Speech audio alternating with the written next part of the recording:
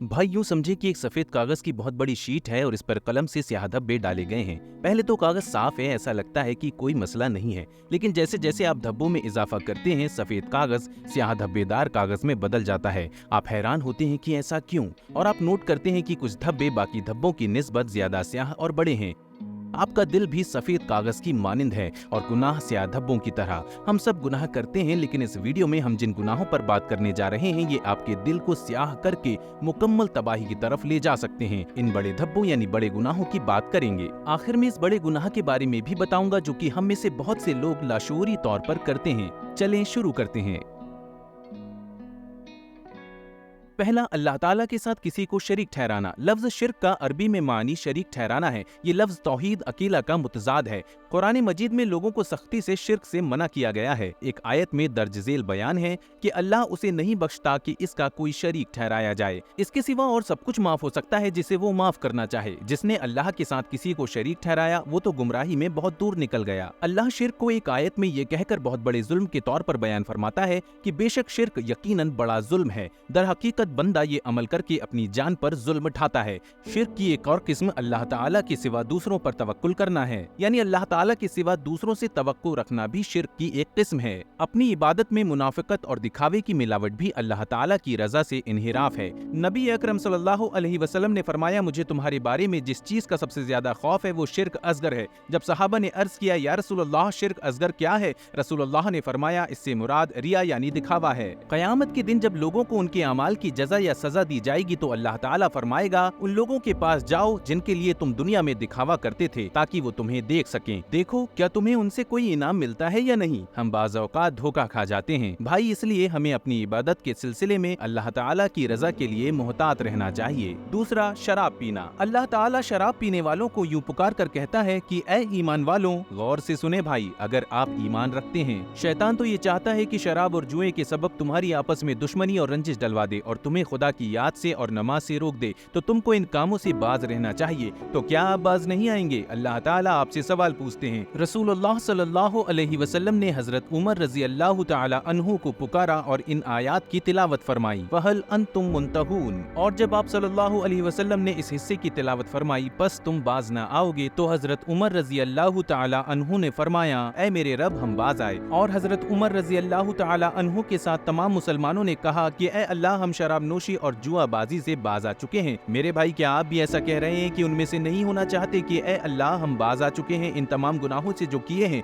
नबी अकरम सल्लल्लाहु अलैहि वसल्लम ने फरमाया, हर नशा आवर चीज हराम है और अल्लाह ताला का वादा है कि जो कोई नशा आवर चीज इस्तेमाल करे अल्लाह ताला उसे तीनत अलखबाल पिलाएगा। लोगों ने अर्ज किया, या रसूलुल्लाह सल्लल्लाहु अलैहि वसल्लम, तीनत अलखबाल क्या है? रसूलुल्लाह सल्लल्लाहु अलैहि वसल्लम ने फरमाया कि ये जहन्नमियों का पसीना या उनकी पीप और खून है, तो भाई मोहतात रहिए। तीसरा, जिनाकारी। अल्लाह ताला दर्ज झेल आयत में यूं बयान फरमाते हैं, और बदकारी के पास ना जाओ, वो बेहयाई है और बहुत ही बुरा रास्ता है। बदकारी इतना बदसूरत गुनाह है कि अल्लाह ताला ने लोगों को इसके करीब भटकने से भी मना फरमाया है। इसको करना तो दूर की बात है। जैसे बचपन में आपकी वालिदा ने आपको चूल्हे के पास जाने से मना किया, इसी तरह अल्लाह ताला भी अपनी रहमत के सबब आपको कहते हैं कि जिना के पास ना जाओ। दूसरे अल्फाज में, जरूरी है कि किसी भी ऐसे रास्ते या जरिए के पास ना जाएं जो बदकारी की तरफ लेकर जाए। मैंने रसूलुल्लाह सल्लल्लाहु अलैहि वसल्लम से अचानक हराम पर नजर पड़ जाने के हवाले से फरमान पूछा। आपने फरमाया, अपनी नजरें फेर लो, क्योंकि हराम चीजें देखना भी आंखों का जिना है और भाई ये बहुत बड़ा गुनाह है। चौथा, सूदी लेन देन। सूद से बनाया गया माल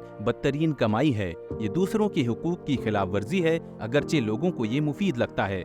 ये मुसीबत ज़दा लोगों की बेबसी का इस्तेसाल और बहुत बड़ी आफत है। कुरान दर्ज झेल आयात में कम या ज्यादा सूद का फर्क किए बगैर रिबा यानी सूद से कतई तौर पर मना करता है। अल्लाह ने हलाल किया तिजारत को और हराम किया सूद, और जो अब ऐसी हरकत करेगा तो वो दोज़खी है और वो इसमें मुद्दतों रहेंगे।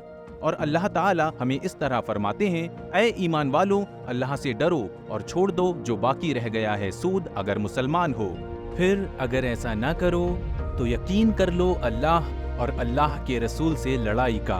भाई, आपको डर नहीं लगता? बस करें, ये लड़ाई छोड़ दें। गौर करें आप किसके खिलाफ खड़े हैं और दुनिया को कायल करना छोड़ दें। हम सफर में हैं, क्या आप भूल गए? पांचवा, नमाज न पढ़ना। अल्लाह ताला फरमाता है, वो मुजरिमों से पूछेंगे कि तुम्हें क्या चीज दोज़ख ले गई, तो उन मुजरिमों का जवाब ऐसा होगा, हम नमाजियों में से न थे। अगर आप भी नमाजियों में से नहीं हैं तो आपको दोबारा इस बारे में सोचना चाहिए। फिर उनके बाद बुरी नस्ल आई जिन्होंने नमाज को छोड़ दिया, गोया उसे खो दिया और ख्वाहिशात नफसानी के पीछे लग गए। सो अनकरीब उनको गुमराही की सजा मिलेगी, मगर जो ताइब हुए और ईमान लाए और अच्छे काम किए। तो भाई अल्लाह ताला आपको तौबा की दावत देता है। तौबा के लिए अभी देर नहीं हुई, फिक्र ना करें, अभी वक्त है, आप अभी जिंदा हैं। दर हकीकत ये एक अच्छी शुरुआत साबित हो सकती है। मुझे बताइए ऐसा क्यों नहीं हो सकता। छठा, अल्लाह ताला की रहमत से नाउमीद होना। ये एक बड़ा गुनाह है। यौम आखिरत पर यकीन रखने वाला बंदा इस्लाम पर अमल के लिए अपने नफ्स पर काबू न रख सके, उसकी पहली बीमारी मायूसी है। ये शायद इस सदी की सबसे बड़ी बीमारी है। वो बंदा जो इस बीमारी में मुब्तला हो जाए, उसे अल्लाह ताला की अजमत, रहमत और अफ़्व दरगुजर को याद रखना चाहिए और इसको ये सोचना चाहिए कि अल्लाह ताला की रहमत तमाम गुनाहों को अहाता करने के लिए काफी है। अल्लाह ताला ने अपनी आयत में से एक में दर्ज झेल बयान फरमाया है, मेरी रहमत हर चीज को घेरे हुए है। एक और आयत में फरमाता है, अल्लाह की रहमत से नाउमीद मत हो कि अल्लाह की रहमत से बेईमान लोग नाउमीद हुआ करते हैं। लिहाजा जो शख्स अपने आप को जहन्नुम का मुस्तहिक समझते हुए इस बीमारी से निजात पाना चाहता है और मायूसी के नुकसान से बचना चाहता है, तो भाई वो इस आयत को याद रखें। चलें भाई,